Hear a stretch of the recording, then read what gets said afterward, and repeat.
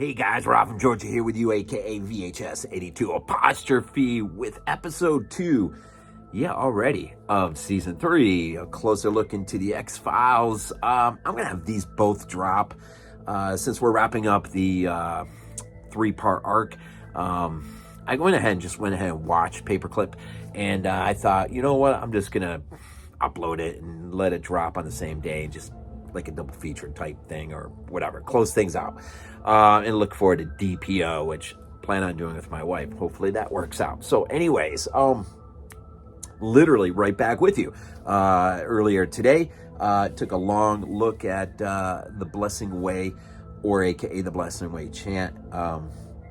And this Paperclip, aka Operation Paperclip, it refers back to just post-World War II, when it was the idea was getting as many important former Nazi / scientists, German scientists, who could help with varying aspects of our burgeoning military-industrial complex that is already beginning to engage in a long-term conflict with the Soviet Union. Part of this is ultimately will work out in reasoning how we get to the moon first, how we beat the Soviets. And really, it's interesting, Operation Paperclip, because it does kind of tap into this, as a subgenre, a lot has been made of this in terms of film. I was just thinking about The Boys from Brazil, I think it is. George C. Scott was in that, wasn't he? And just the allure of the mystery, intrigue of, makes you wonder if we didn't, it begs a lot of questions. How far did the Nazis really truly get? And how much were we able to tap into that in order to propel us forward technologically? The Soviets might have been able to get half of Germany and most of Eastern Europe under the palm of their hands for a while, but we were able to get out some important folk, at least in terms of their contributions in the world of military industry and science and technology and whatnot. And so this is the root of the mythology in the arc begins to be built on this idea of Operation Paperclip. So this episode drops September 29th, 95. It is episode 2 in the beginning of season 3. It opens up. Rob Bowman comes in. I almost kind of wish R.W. Goodman would have finished off the arc, and this would have been his trilogy, so to speak. So I'm not sure why Rob Bowman came in to do the third piece. It's good though. I mean, and it's just like the other two. I think I said in the last one, I was hoping that it wouldn't feel so packed, and it does. It is packed. It's extremely packed. I mean, like, these 3 episodes as an arc are really, I mean, there's a lot to unbox, I guess, or unpack, right? Unpack. A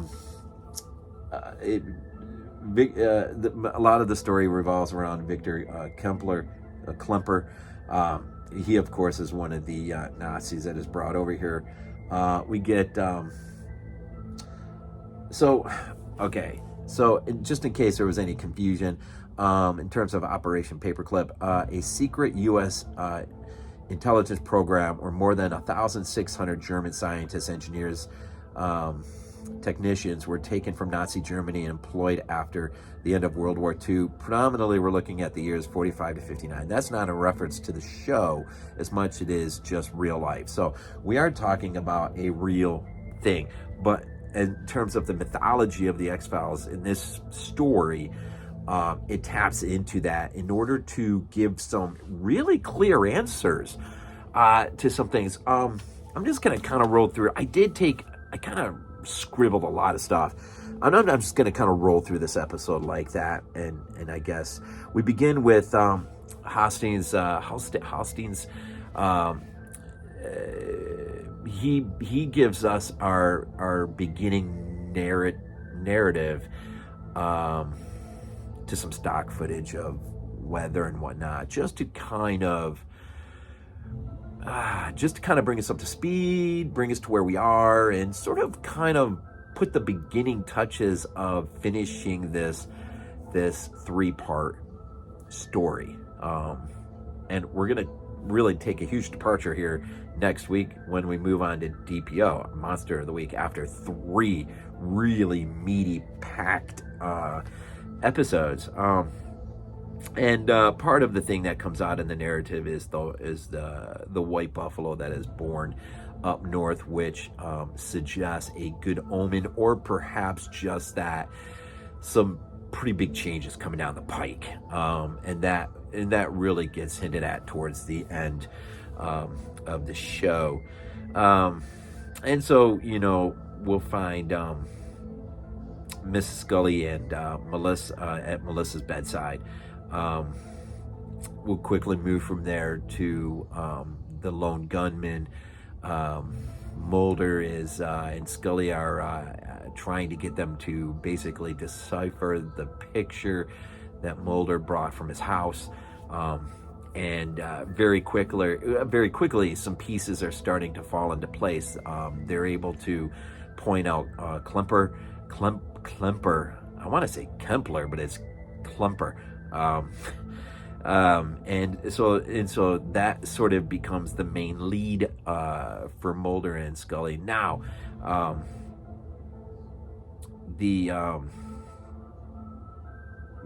they get into a little discussion of Operation Paperclip and the race to the moon, and some of the things I've already alluded to. And we quickly move from there into the syndicate, meeting the cigarette smoking man and the well-manicured man. I think that's his name, right? The well-manicured man, who ultimately is in Fight the Future. Him and cigarette smoking man seem to be the 2 heavyweights of the syndicate, and the well-manicured man is starting to have some real serious questions. He's not the only one, but he's starting to have some serious questions as to just how much can they really trust the cigarette smoking man, right? Well, nobody can trust him because he's playing all sides, just like Skinner been playing all sides. And of course, Skinner is a much more of a good guy than cigarette smoking man, of course. And this is an episode where everyone freaking gets backstabbed, man. Even Krychek, man, they try to blow him up just to get the tape blown up. Anything to get that under.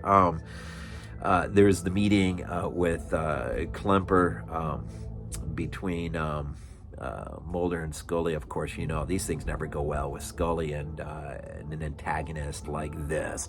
She brings up the Nazi history, and it kind of reminds you of the conversation she has with our main guy from I Want to Believe film.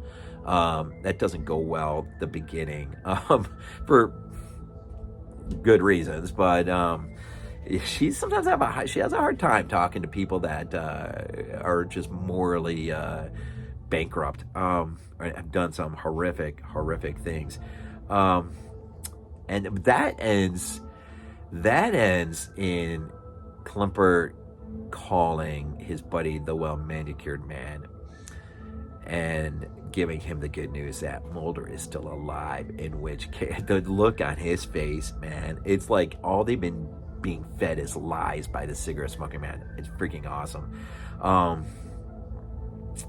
Soon, Hostine arrives at the hospital to help look after, pray over Melissa. That's some touching moments. The mining facility, or what was used as a mining facility, where another lead, Mulder and Scully. Yes, this is the lead from Klemper, who sends them to this place, and a code that will get them through one of the many doorways into this incredibly interesting filing warehouse system, in which some answers are going to be, and more questions are going to be raised. and that's interesting. But that then leads into the cigarette smoking man and Skinner, part one. This is great, man.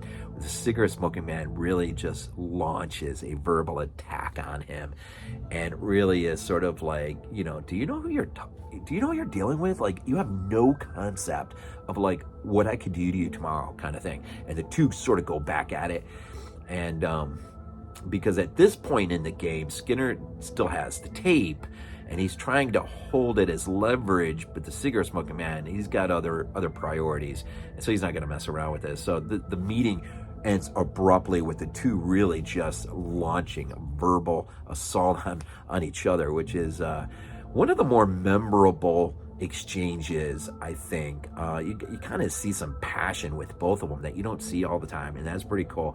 I love when Scully, when you go back to the warehouse where they're looking through the it's not like really a warehouse. It's like, well, it opens up into a mine, what used to be mine, I think a mine, and the tunnels are all lined with the filing system of the smallpox, and questions will begin to be raised.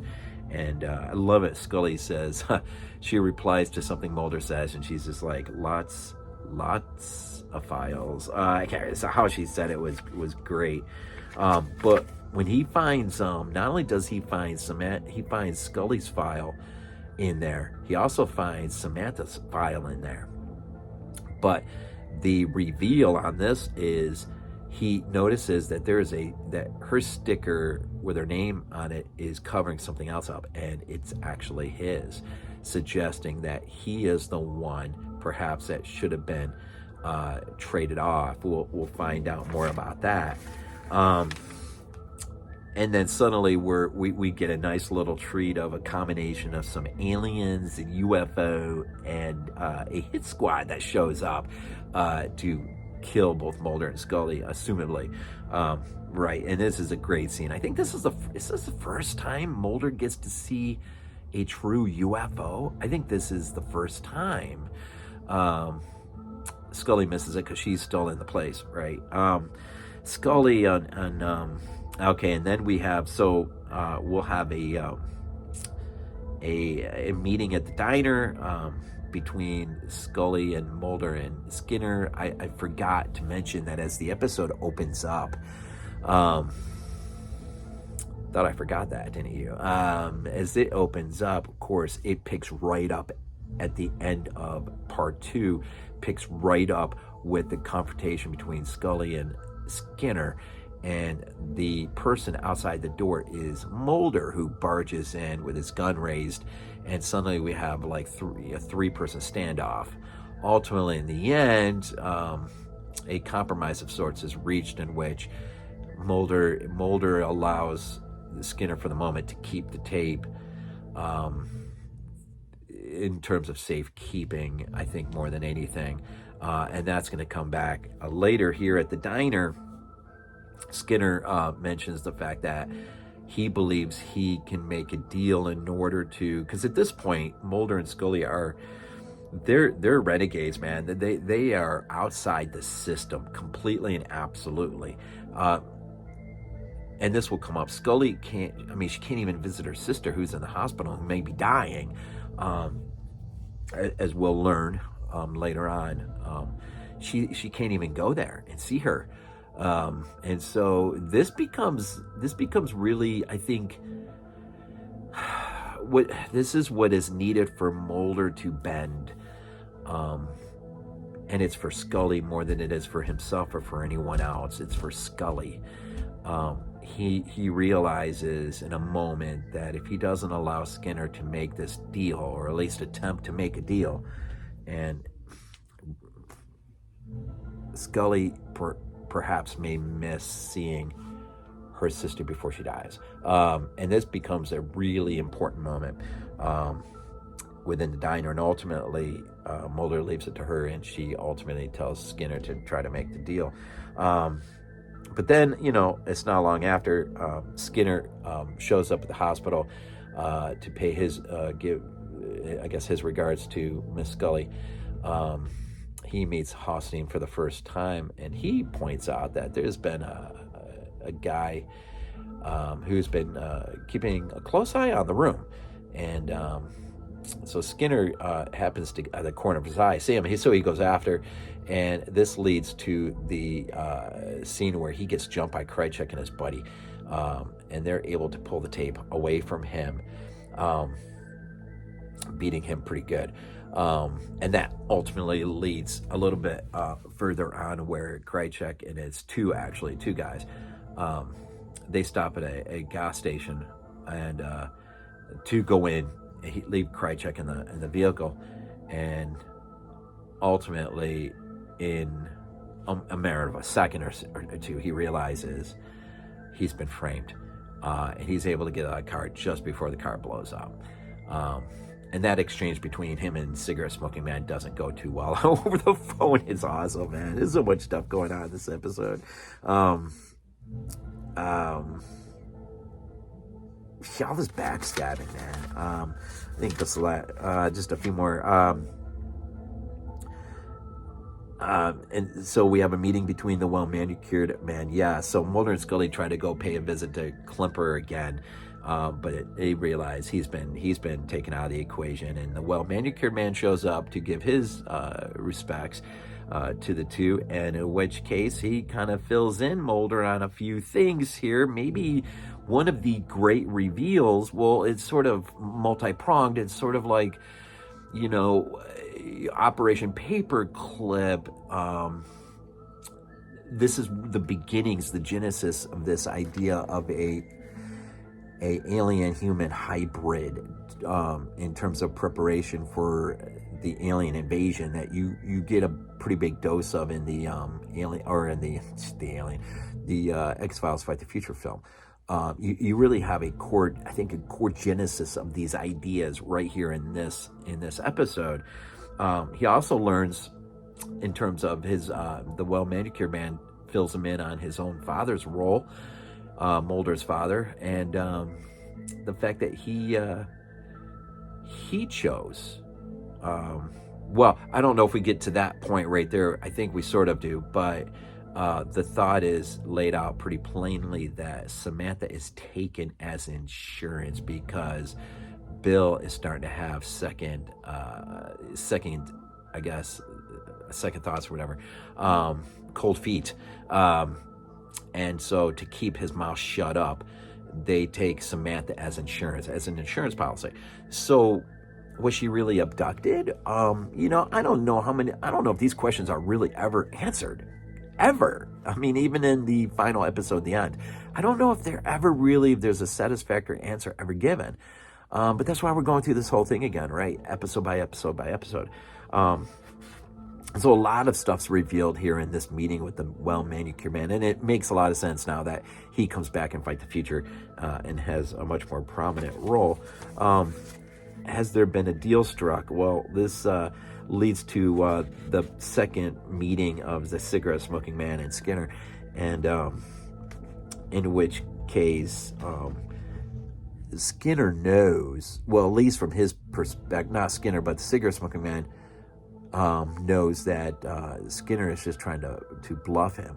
But what he doesn't know is what Skinner lays out before him is Hosteen, not only him, but what did he say? 20 other of the Navajo have memorized chapter and verse of all the files. And so really you've got 20 some people, really 20 some tapes walking around. And so this becomes the insurance policy to get Mulder and Scully back safely and back into the X-Files. And I was just thinking, when I was watching this episode, it almost feels perfect, like it could have been perfect had, if you just go right from this episode right into Fight the Future, I bet it feels great. I bet it feels right. I bet it feels perfect, actually. Considering the great reveal and everything you've just learned, and then you roll right into Fight the Future, and I bet a lot of things make sense. And so you kind of got that whole showdown. And then, unfortunately, we led into the very end. Melissa has died. Mulder shows up to the hospital, and Scully is in the room by herself. And it leads to one of the great moments in terms of concluding concluding moments of an episode in which Mulder says to her, "So I understand. You do want to come back. You want to continue this." And she said, I love the line. She's like, "I need something to put my back up against."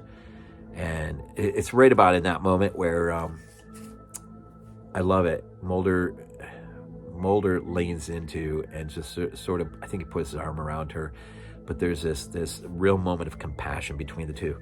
That is just, I mean, we see this occasionally throughout the X-Files, and sometimes it just brings with it a real warmth and it just works. And I dare say this was a moment, it took me off guard.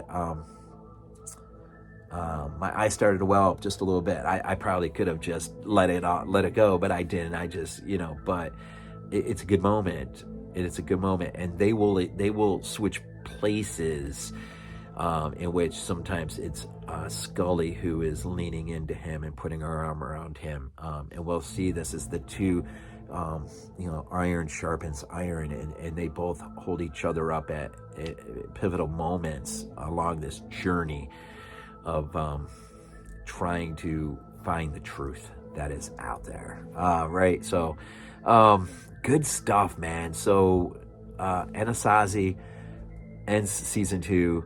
Season 3 opens up with The Blessing Way, and then the trilogy arc concludes with Paperclip, or aka Operation Paperclip. And I don't think I really left anything out. 21 minutes, 22. My apologies. This is an important 3-part episode arc here. From here, we're gonna get ready to launch into a lot of probably Back to the Monster of the Week episodes, and good stuff though. Good stuff. It'll be interesting to see where the mythology or the arc regains itself, how many episodes it takes. I really didn't look that far out. As far as this one is concerned, of course, DPO, and then Clyde Bruckman's Final Repose wraps up the disc, and then we're moving on into another disc. And so we're at a weird point now with my schedule.